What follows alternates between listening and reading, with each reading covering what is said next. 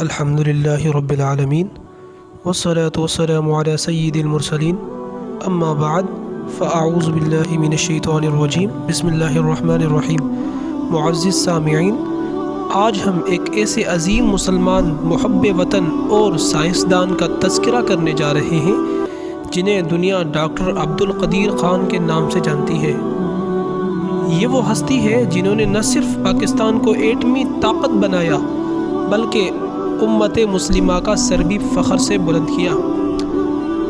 Doctor Abdul Qadeer Khan ایک سچے عاشق وطن اور پکے مسلمان تھے۔ ان کی پوری زندگی قرآن و سنت کے مطابق گزری۔ وہ ہمیشہ اسلام کو اپنی قوت اور کامیابی کا سرچشمہ سمجھتے تھے۔ ان کے دل میں اللہ کا خوف اور رسول اکرم صلی اللہ علیہ وآلہ وسلم سے محبت اور قوم کی خدمت کا جذبہ کوٹ کوٹ کر بھرا ہوا تھا۔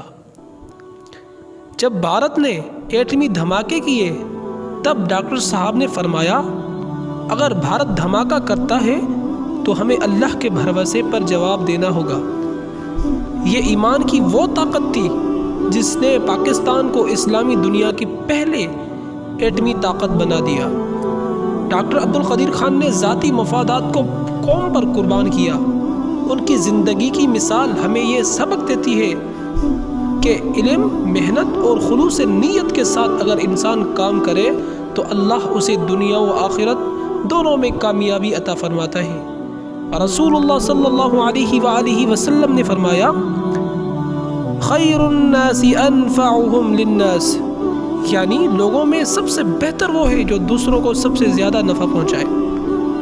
ڈاکٹر صاحب بلا شبہ ان لوگوں میں سے تھے جنہوں نے قوم کو ناقابل تسخیر بنا کر عظیم فائدہ پہنچایا۔ آئیے ہم دعا کریں کہ اللہ ہمیں اپنے علم اور صلاحیتوں کو امت کی خدمت میں لگانے کی توفیق عطا فرمائے۔ آمین یا رب العالمین۔